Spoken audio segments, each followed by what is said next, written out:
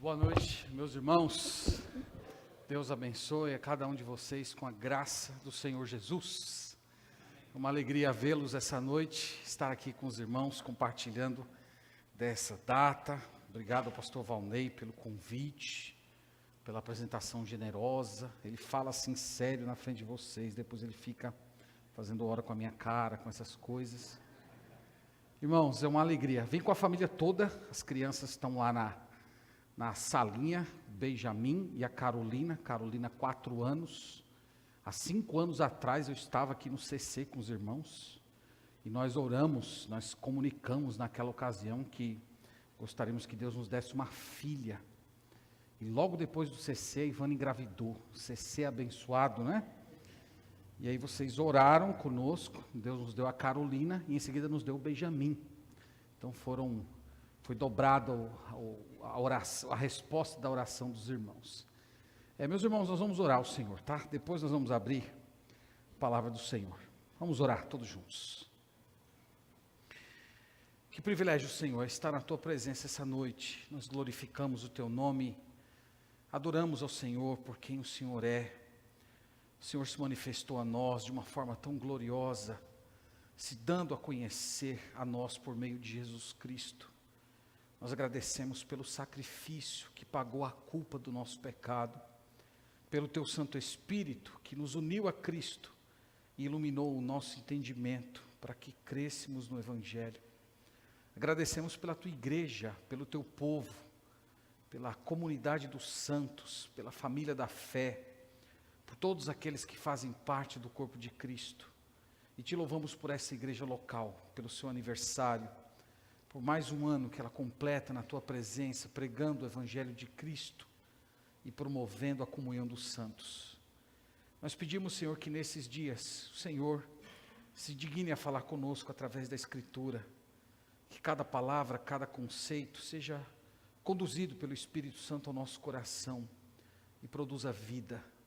Nós pedimos isso para a Tua glória, no nome do Senhor Jesus. Amém. Amém. Meus irmãos, nós vamos abrir a Bíblia em Mateus 4. Vamos até lá, por favor. Mateus capítulo 4. Mateus 4. Nossa leitura vai ser do verso 1 ao 11.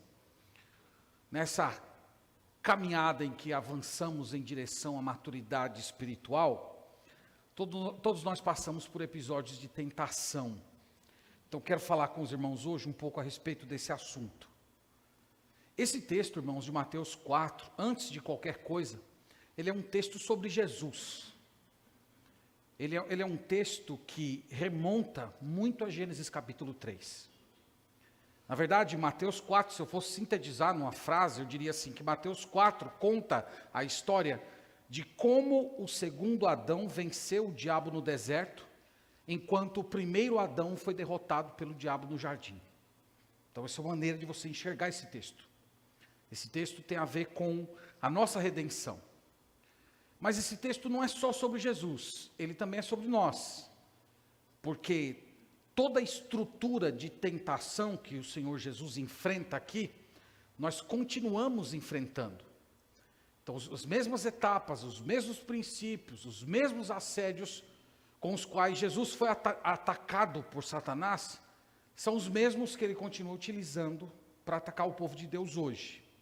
Então, é por isso que esse texto, antes de tudo, é sobre Jesus, mas ele também é a nosso respeito. Aqui nós temos a figura do inimigo das nossas almas. Ele não é uma lenda, ele não é um mito, ele é um anjo caído, perverso, maligno, antiga serpente, dragão, Deus desse século. São alguns termos que a Bíblia usa para designar esse ser. Alguém que age sem trégua, sem descansar. Mas como eu disse, que esse texto tem a ver com Jesus e conosco, é que esse texto ele traz uma esperança muito grande para todos nós, porque pelo fato do Senhor ter vencido Satanás no deserto, e a Bíblia afirmar que ele é o nosso sumo sacerdote, isso significa que nós somos participantes dessa vitória de Jesus Cristo. Então Jesus não estava apenas vencendo o inimigo das nossas almas, ele estava vencendo em nosso nome. Nós somos participantes dessa vitória, e hoje, na nossa caminhada de fé, nós somos chamados a todo tempo, pela fé, nos apossar dessa vitória do Senhor Jesus, e então termos caminhada de santidade nesse mundo.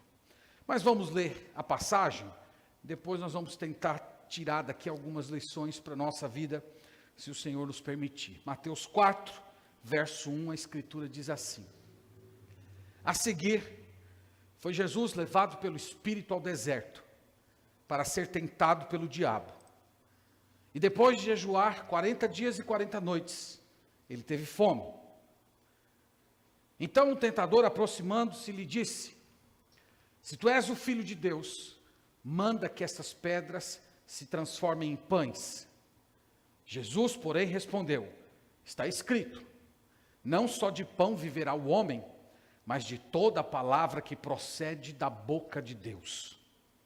Então o diabo levou a cidade santa, colocou-o sobre o pináculo do templo e lhe disse: se és filho de Deus, atira-te abaixo, porque está escrito, aos seus anjos ordenará a teu respeito que te guardem, e eles te susterão nas mãos, para não tropeçares em alguma pedra. Respondeu-lhe Jesus: também está escrito, não tentarás o Senhor teu Deus. Levou o diabo ainda a um monte muito alto, e mostrou-lhe todos os reinos do mundo e a glória deles, e lhe disse: tudo isto te darei, se prostrado me adorares. Então Jesus lhe ordenou: retira-te, Satanás, porque está escrito, ao Senhor teu Deus adorarás, e só a ele darás culto. Com isto o deixou o diabo, e eis que vieram os anjos e o serviram. Amém. Amém.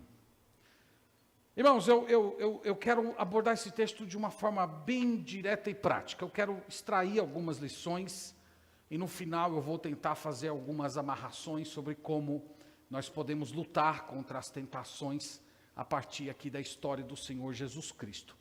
A primeira lição que esse texto nos ensina é que a tentação chega para todas as pessoas. Todas as pessoas que são de Deus são tentadas. Na verdade, ser tentado não é pecado. Nós começamos essa passagem vendo que foi o Espírito Santo quem conduziu Jesus ao deserto para ser tentado. Ora, se ser tentado fosse pecado, jamais o Espírito Santo participaria de tal atividade. Mas nós lemos que foi o Espírito Santo que fez isso. Então aqui, de imediato, nós já temos uma lição importante. É que a tentação vai chegar. A tentação virá de uma forma ou outra. Uma vida abençoada, uma vida de maturidade na fé, não é uma vida na qual você nunca é tentado, mas é uma vida na qual você vence a tentação. E uma das coisas mais interessantes aqui, irmãos, é que a tentação, ela pode chegar em momentos esplendorosos.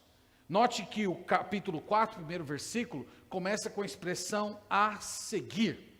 A seguir chama você a olhar o versículo 1 à luz do versículo anterior. E se você olhar no capítulo 3, versículo 16, é dito assim: batizado Jesus, saiu logo da água, e eis que se lhe abriram os céus, e viu o Espírito de Deus descendo como pomba vindo sobre ele. E eis uma voz dos céus que dizia: este é o meu Filho amado, em quem me compraz. Então, Mateus capítulo 3, irmãos, verso 16, é um momento esplendoroso. Nós poderíamos até dizer que é a inauguração do ministério do Senhor Jesus Cristo. Ele compareceu, ele foi imergido nas águas por João Batista, o Espírito Santo desceu sobre ele, ele ungindo para que ele realizasse milagres no poder do Espírito Santo, e todo esse evento maravilhoso foi coroado com a voz de Deus no céu, aprovando o ministério de Jesus. Esse é o meu Filho amado, esse é o Filho no qual eu tenho prazer. Então Jesus tinha acabado de ouvir a voz do Pai, Jesus tinha acabado de receber o poder do Espírito Santo para realizar o seu ministério, e a Bíblia diz que ele foi imediatamente levado ao deserto. Não houve preparação, não houve uma transição, não houve uma trégua, não houve um aviso. Ele sai da aprovação do Pai para a provação no deserto.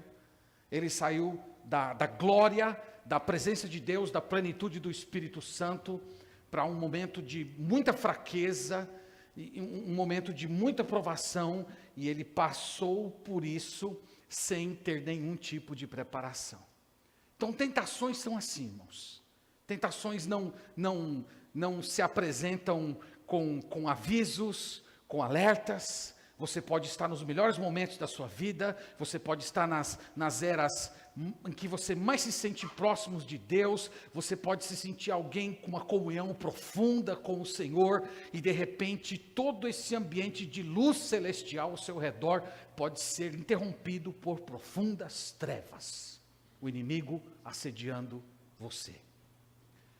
E veja que uma das estratégias do inimigo das nossas almas é a de questionar a filiação daqueles que são do Senhor. Ele aborda Jesus dizendo: se tu és filho de Deus.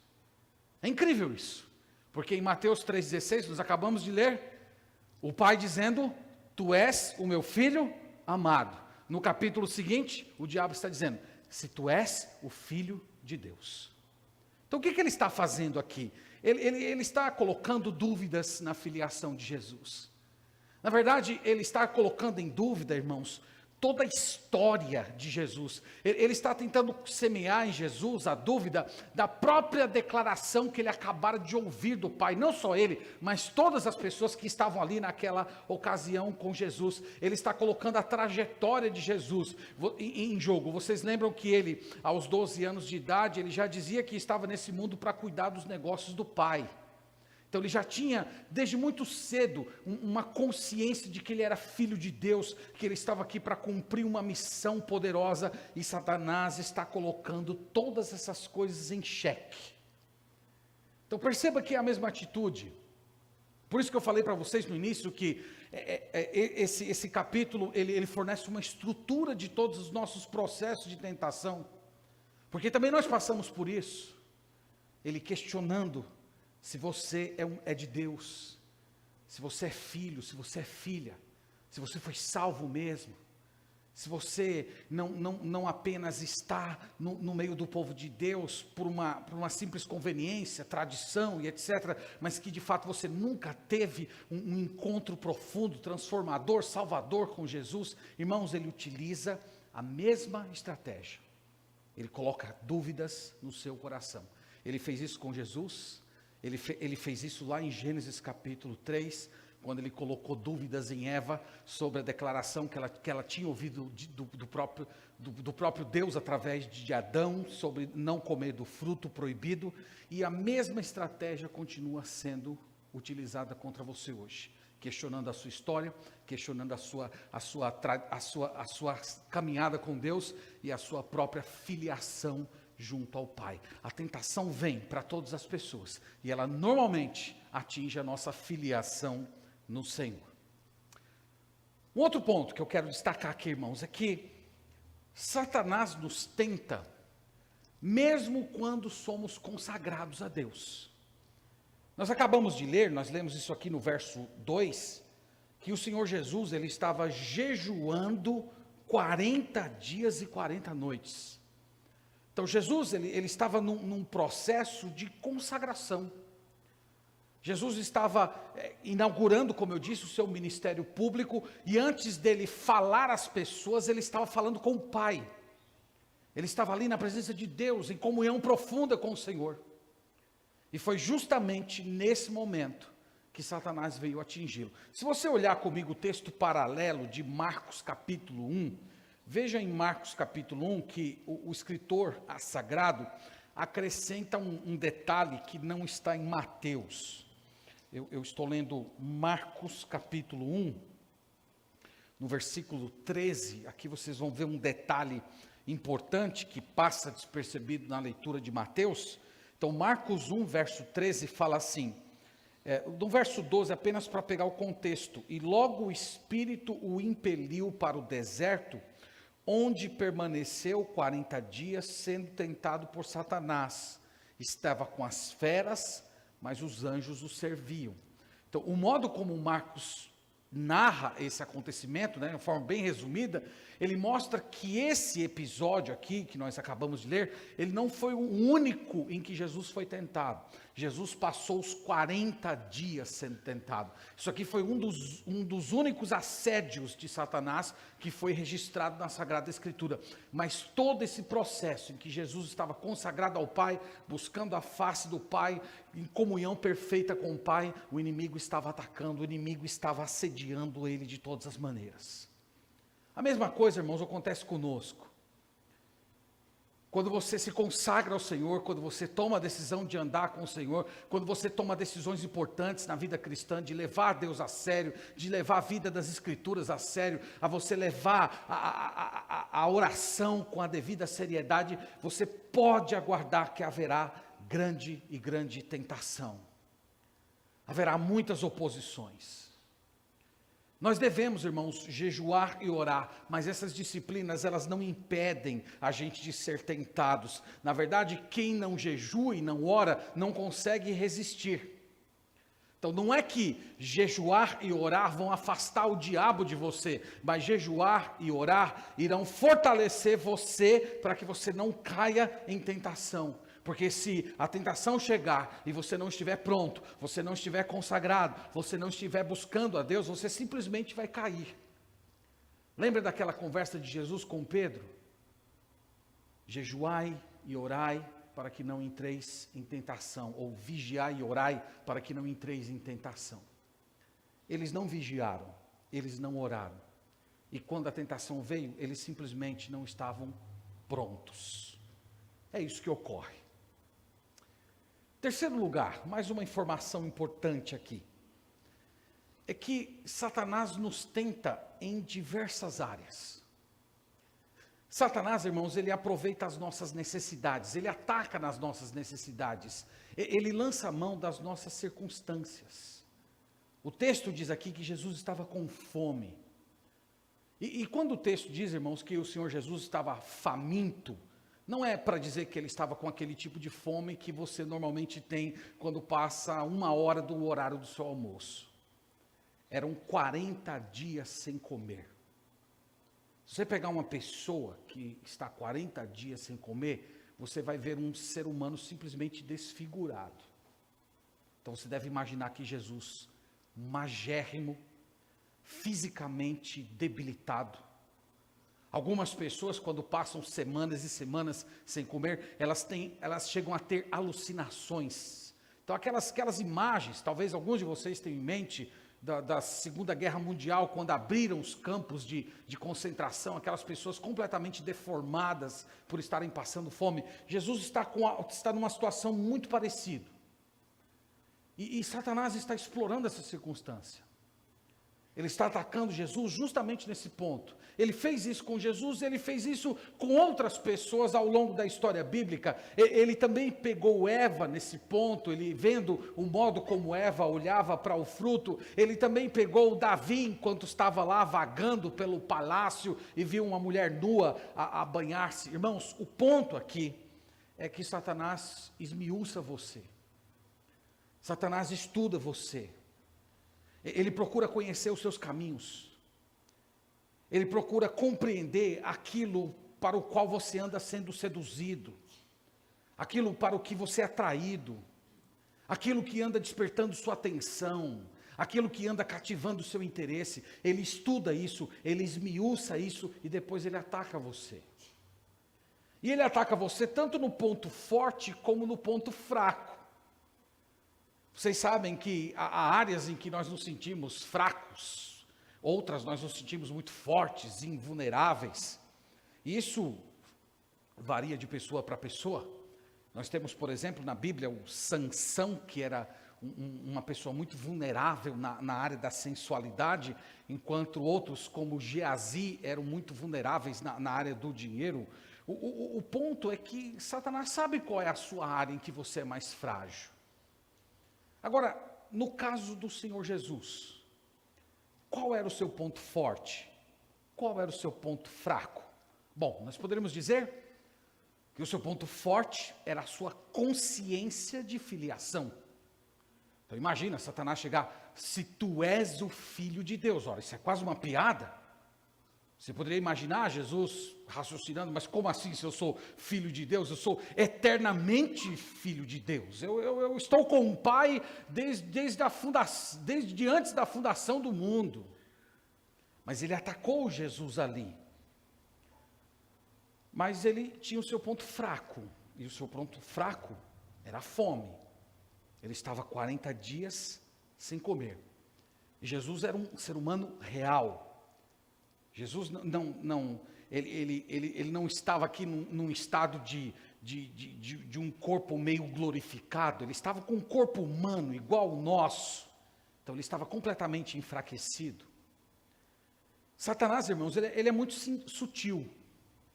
Ele nos ataca no nosso ponto fraco, mas muitas vezes ele também nos ataca no nosso ponto forte. Às vezes por você achar que certas áreas da vida você se constitui mais forte, ele chega de repente para te atacar ali, porque de repente ali você baixa um pouco mais a sua guarda. Mas ele ataca você. E o que ele está fazendo aqui com o Senhor Jesus? Ele está, além de questionar a filiação de Jesus, ele também está questionando a bondade do próprio Pai. Quando ele diz, se tu és o Filho de Deus, mande que essas pedras se transformem em pães. O que está por detrás dessa declaração? Está a seguinte ideia. Se você é Filho de Deus, por que você está passando fome? Por que você está sozinho? Por que você está como abandonado? Por que você está entre as feras? Porque aquele que é o seu pai não está cuidando de você nesse momento de fragilidade. Não é assim, irmãos, que acontece conosco? Se você é filho de Deus, por que você está passando por isso? Por que você está passando essa necessidade? Por que você está passando essa provação? Porque você não sente a presença de Deus. Porque parece que tudo está dando errado ao seu redor. Será que Deus vai cuidar de você mesmo? Satanás explora as circunstâncias que você está vivendo. Quase que dizendo, onde é que está Deus? Onde é que estão as promessas de Deus? Então, por detrás dessa fala de Satanás aqui, está a pregação de alguns pastores neopentecostais. Se você é filho de Deus, você não pode passar fome, você não pode passar necessidade, você não pode passar carestia, você não pode enfrentar problemas da sua vida, você não pode se sentir sozinho. Então essa pregação que infelizmente muitos crentes estão consumindo nas televisões e nas redes sociais, é a pregação do demônio. É a pregação de que você não pode passar nenhum tipo de necessidade. E vocês sabem qual é a sugestão dele para Jesus? Quando ele diz, transforme essas pedras em pães, a sugestão dele para Jesus é essa, ó, Jesus, você está sozinho. E já que você está abandonado, completamente abandonado, deixe de depender de Deus.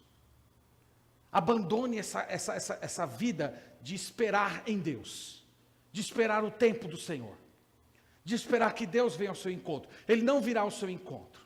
Então você precisa parar de depender dele, e você mesmo precisa criar meios de satisfazer a sua fome, porque Deus não vai vir ao seu encontro.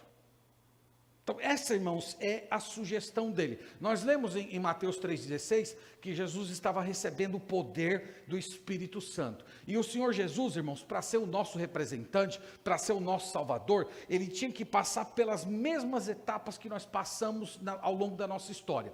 E uma das coisas que nós precisamos fazer enquanto estamos nesse mundo é depender de Deus. O nosso Salvador também tinha que depender de Deus, para ser habilitado, para ser o representante perfeito, o humano perfeito. Então, a sugestão de Satanás é essa: pare de esperar em Deus, mate sua fome, sacie o seu desejo, crie pão para você mesmo. Ele está instigando Jesus a buscar um tipo de vida na qual ele está querendo satisfazer os seus desejos imediatos, mesmo que isso contrarie os caminhos de Deus. Meus irmãos, não é assim que ocorre conosco? Nós não somos tentados a satisfazer os nossos desejos do nosso próprio jeito, seguindo a nossa própria agenda, resolver os problemas da nossa carência, da maneira como der certo, mesmo contrariando os desejos de Deus. Tem muitos cristãos que infelizmente transitam por esse caminho. Eles têm carências afetivas e eles procuram satisfazer as suas carências afetivas do seu próprio modo, mesmo que isso implique ir contra Deus. Então Jesus está sendo tentado nesse ponto.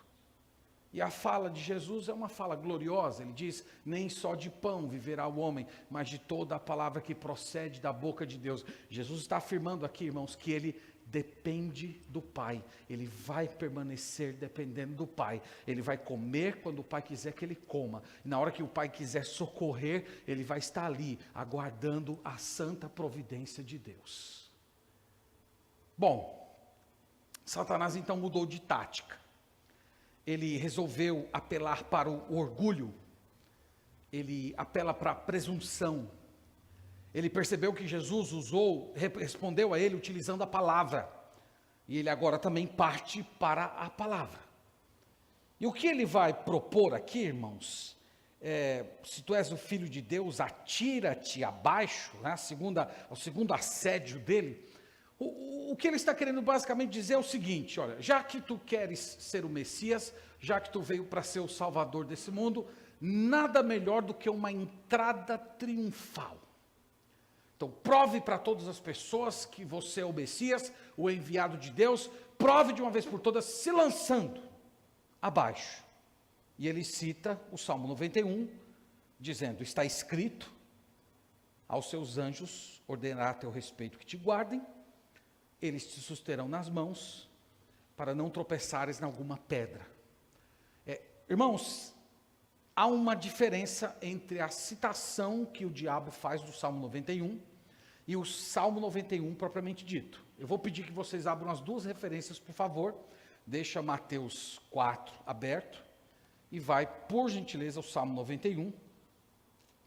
E nós vamos tentar aqui comparar as duas declarações, e vocês vão perceber que Satanás ele omite uma frase do Salmo 91, essa omissão muda completamente o sentido do versículo. Então eu estou lendo o Salmo 91, verso 11, acompanhe comigo, por favor, diz assim, porque aos seus anjos dará ordem a teu respeito que te guardem em todos os teus caminhos, eles te sustentarão nas suas mãos, para não tropeçares em alguma pedra. Vocês perceberam aí qual foi a frase que Satanás omitiu? A frase foi essa que vocês têm aí no final do verso 11, na terceira linha do verso 11, para que te guardem em todos os teus caminhos. Então, a sugestão de Satanás, quando tirou quando ele omitiu essa parte do versículo, foi para criar em Jesus uma espécie de caráter e de comportamento que ele meio que forçasse Deus a agir na sua própria agenda. Ele está tentando Deus, é isso que Jesus fala.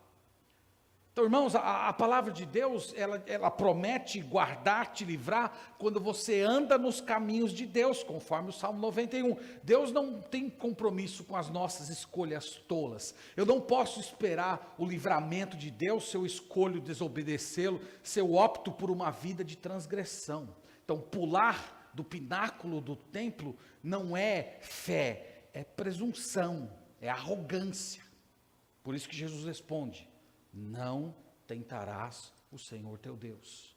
Você não pode colocar Deus em uma posição como se ele fosse forçado a intervir para agir na sua agenda.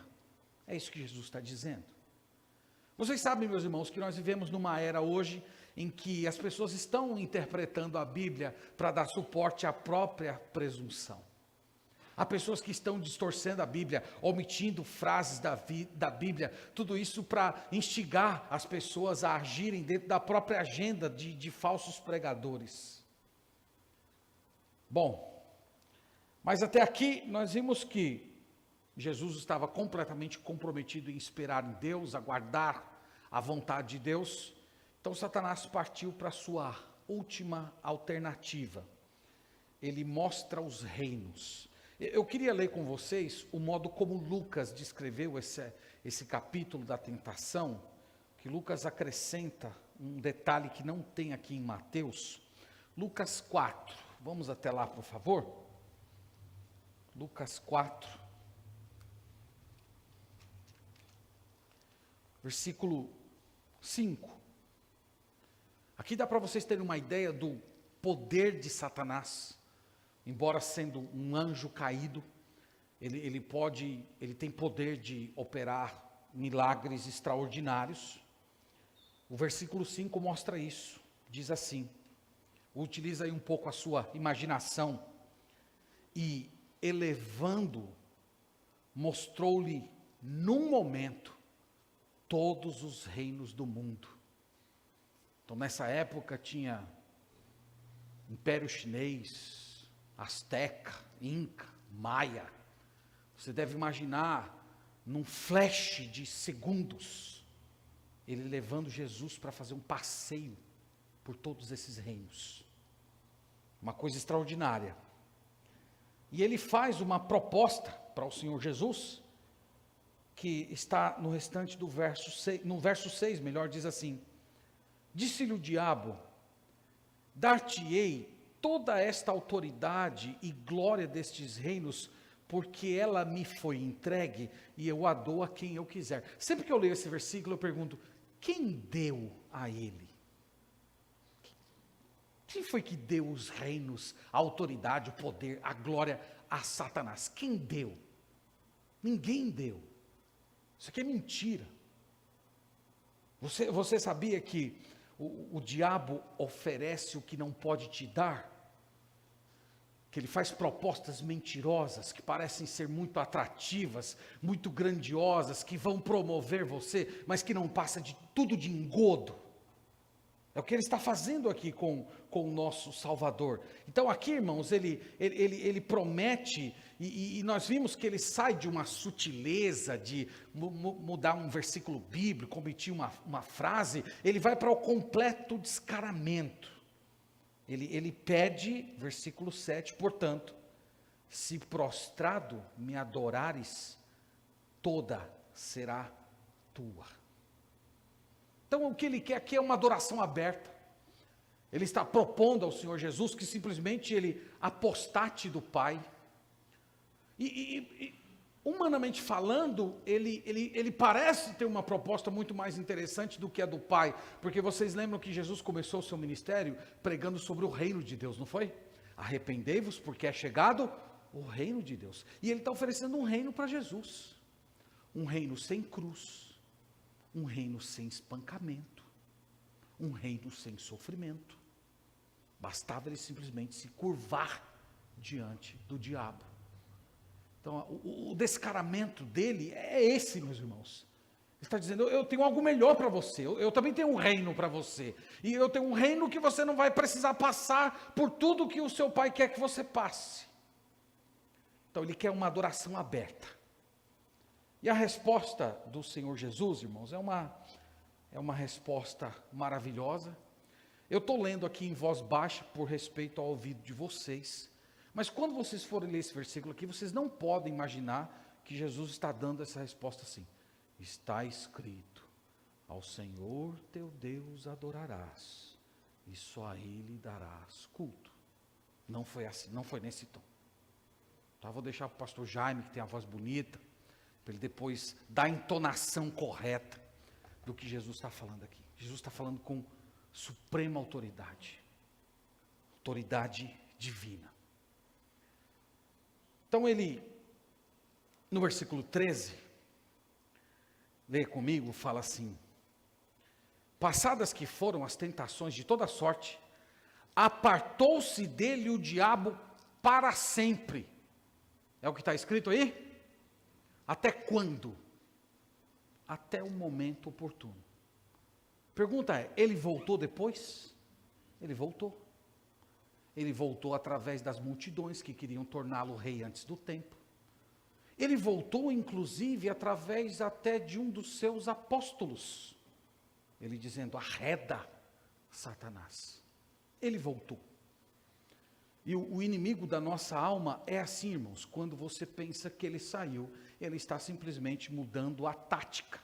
Enquanto você estiver nesse mundo, você vai ter que enfrentar a fúria ou a sutileza de Satanás. Às vezes ele vindo para cima de você como se fosse um leão, outras vezes vindo como se fosse uma serpente.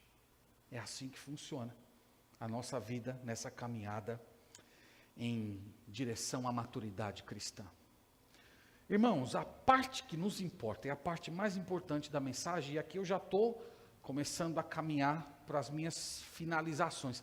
Eu estou me lembrando aqui que um dia desse eu estava dando aula para as crianças na igreja, e aí eu falei essa frase que eu acabei de dizer para vocês, que eu estava caminhando para as minhas palavras finais.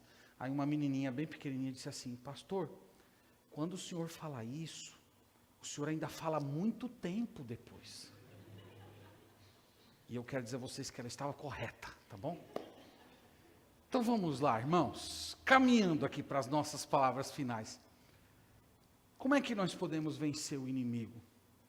Como é que Jesus venceu o inimigo? Irmãos, Jesus venceu o inimigo através da sua comunhão com o Pai. Jesus venceu o inimigo através da oração e do jejum. Foram a oração e o jejum que forneceram ao Senhor Jesus Cristo as armas que ele precisava para lutar. Jesus, irmãos, poderia ter utilizado o seu poder de Deus para derrotar o inimigo. Mas ele tomou a decisão de usar as mesmas ferramentas que Deus colocou ao seu dispor para você ter vitória sobre o pecado. Jejum e oração. Nós falamos muito sobre oração, nós temos culto de oração nas nossas igrejas, mas nós falamos pouco sobre jejum. Talvez seja diferente com o pastor Valnei aqui. Mas nós falamos pouco sobre jejum. Aliás, a maioria dos cristãos tem uma ideia errada a respeito do jejum. Nós convencionamos aquela ideia que o jejum é uma espécie de uma barganha, uma troca que nós fazemos com Deus, em que nós nos sacrificamos, nos submetendo a algum tipo de sofrimento, de abstinência, e em troca Deus vai dar aquilo que o nosso coração está aspirando. Isso, irmãos, é uma forma de tratar Deus como se fosse um ídolo. Como é que você pode barganhar com aquele que é o dono de todas as coisas? Uma vez os discípulos de João Batista perguntaram para o Senhor Jesus assim, por que os teus discípulos não jejuam? Jesus respondeu afirmando o seguinte, eles não jejuam porque o noivo está entre eles.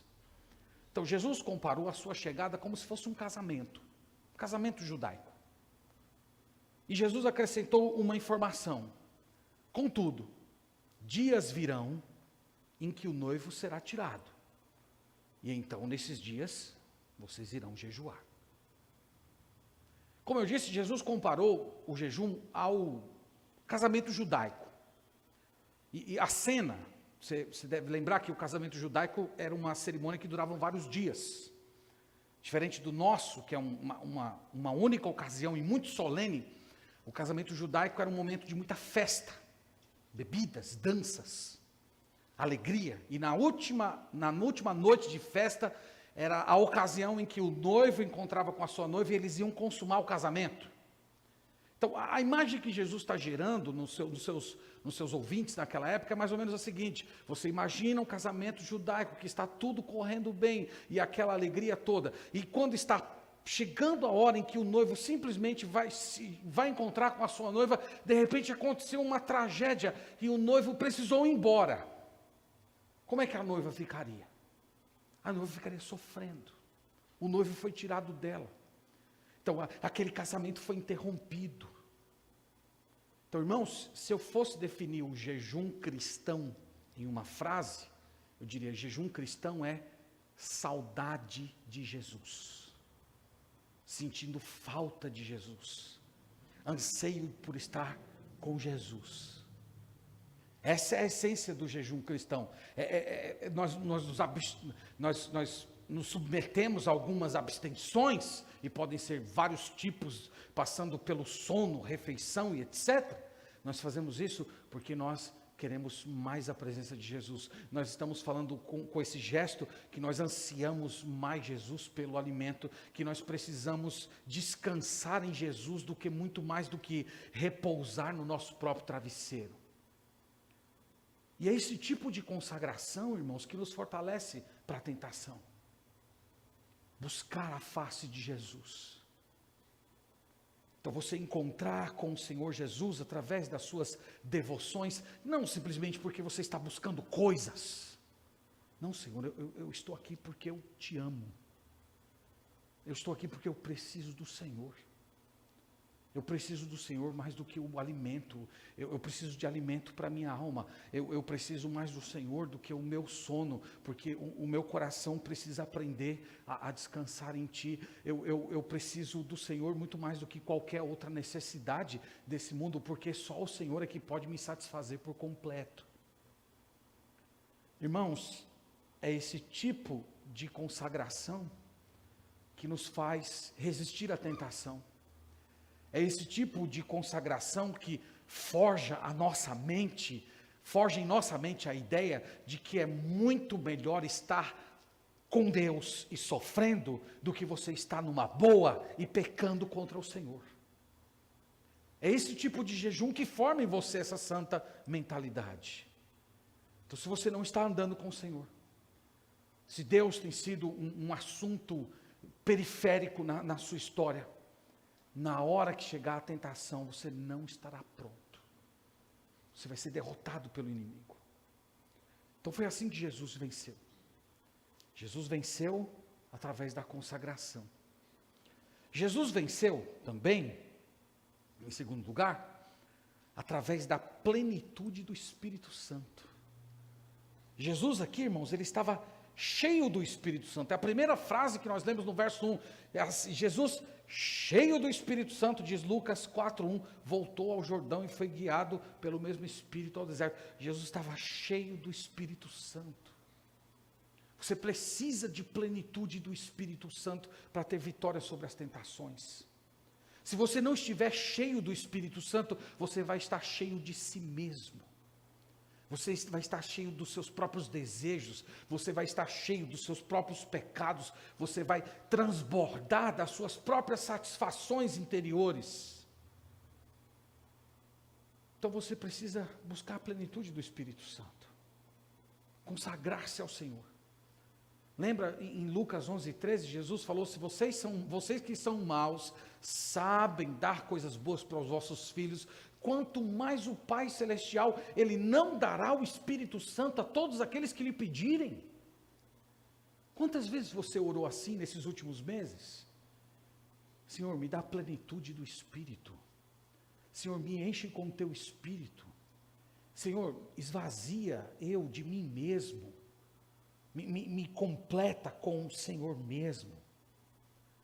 Então, se você quer ter vitória contra o tentador, contra a tentação, você precisa estar cheio do Espírito Santo. E em terceiro lugar, você precisa ter a palavra de Deus no seu coração. Guarda no teu coração as tuas palavras, para não pecar contra ti. Vocês perceberam que Jesus citou todos os textos bíblicos de memória, não foi isso? Vocês poderiam dizer, mas ele é Jesus é Deus, né? Mas Jesus não estava utilizando o atributo da onisciência, né? Depois vocês conversam isso aí com o pastor Valnei para ele destrinchar esse negócio para vocês. Jesus aqui, ele estava na sua condição humana, ele não estava usando o seu poder divino. Jesus memorizou esses textos. Jesus guardou a palavra dentro do seu coração. Irmãos, nós vivemos numa era hoje de analfabetismo bíblico. Os crentes não conhecem a palavra. Os crentes não leem a palavra. Os crentes não estão se debruçando, meditando na palavra. Dia desse eu fui pregar em um certo local, eu pedi para abrir a Bíblia em Sofonias. Foi uma agitação na igreja, parecia que eu estava falando para abrir a Bíblia do Testemunho de Jeová, dos Mormons, seja lá o que for. Então nós vivemos numa era hoje em que as pessoas não conhecem mais a palavra do Senhor. E se nós não lermos a Escritura, se nós não memorizarmos a palavra de Deus, nós não estaremos prontos. Nós precisamos da espada do Espírito, que é a palavra de Deus. Eu tenho uma palavra para os jovens também sobre esse assunto. Tem vários aqui na igreja hoje. E essa palavra está em 1 João, capítulo 2.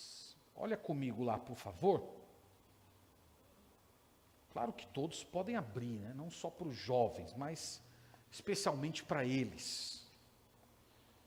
1 João 2, verso 14.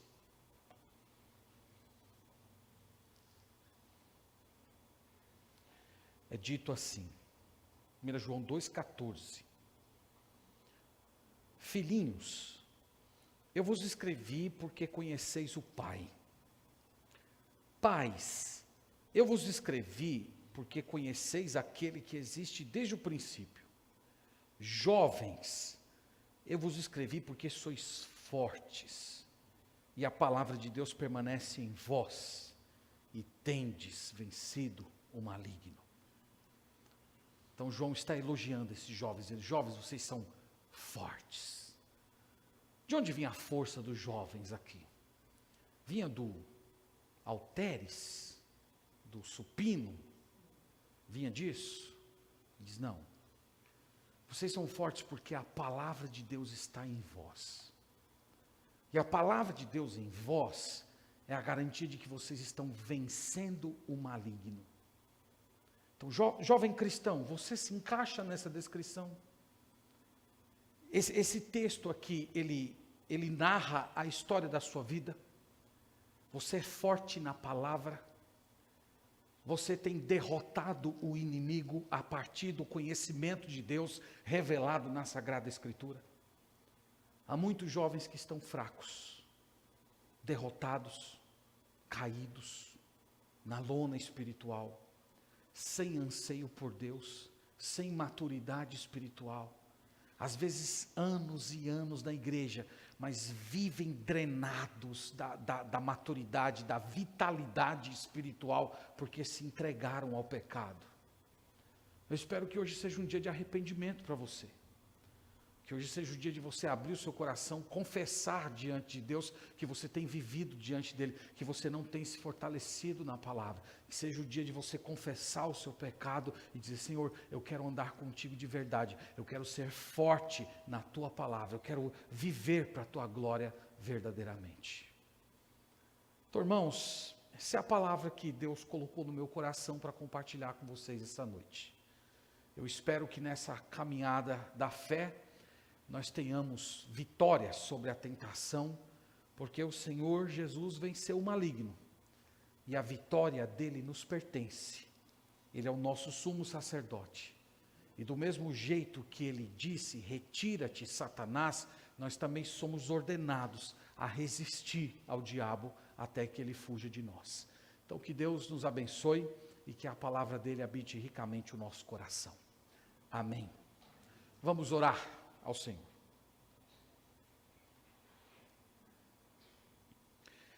Nós agradecemos, Senhor, por ler a Tua palavra.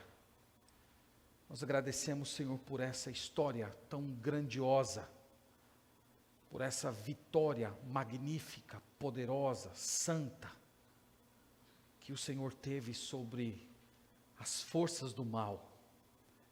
E nós te agradecemos porque através da conversão, o Senhor nos fez participantes dela.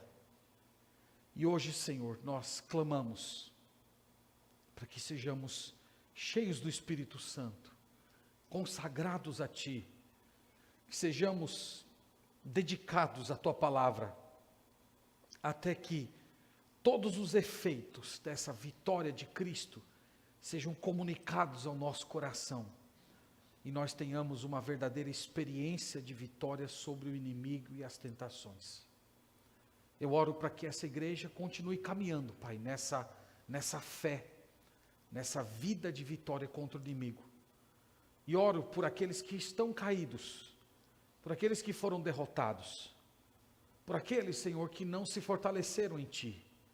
Eu oro para que hoje à noite seja o dia da revitalização, para que hoje seja o dia em que o Senhor vai recomissionar, trazer de volta, levantar e fazer com que essa pessoa caminhe contigo, agora muito mais forte e muito mais madura no Senhor. É o que nós clamamos e oramos no nome do Senhor Jesus. Amém. Amém.